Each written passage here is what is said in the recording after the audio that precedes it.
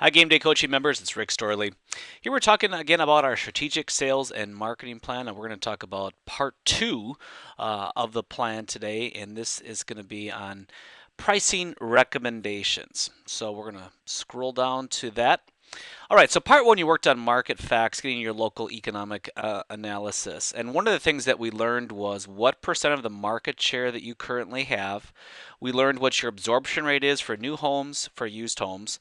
And we also looked at how many months of inventory you have for your new homes and used homes. Now, based on that information, we're saying that we expect absorption to increase or decrease and inventory to increase or decrease on that information along with your local market knowledge.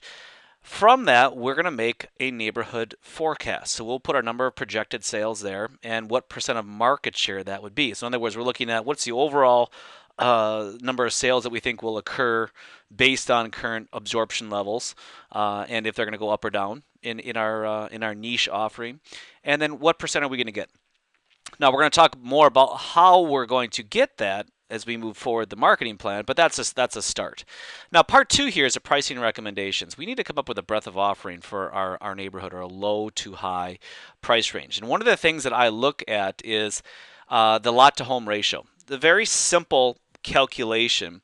But if we take the lot cost and divide it by the total cost of the home and the lot, so if you have a $300,000 home and you have a $50,000 lot, you're going to come up with a lot to home ratio. And this is what we know for ratios right now. Number one is if we have a lot to home ratio that is less than 15%, that's excellent. That's really where we want to be. We can expect maximum absorption.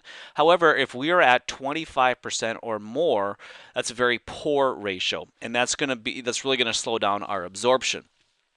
So when we look at this, we can take the current absorption rate inventory level, and then we can look at our lot to home ratio, and we can work it backwards. So we can say if we want to take, let's say, a 20% market share of the current inventory that we expect will be absorbed in this particular breadth of offering, in this geographic area, in this product type, in the next 12 months, we need to be at, let's just say, a 16% lot to home ratio in order to do that. We need to be above average.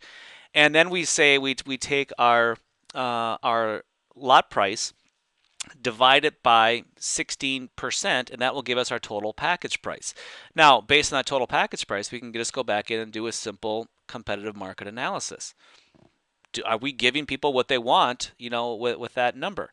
If not, we got to look back and either adjust our product offering, so the sticks and bricks, the design, square footage, that sort of thing, or we have to find lower price home sites.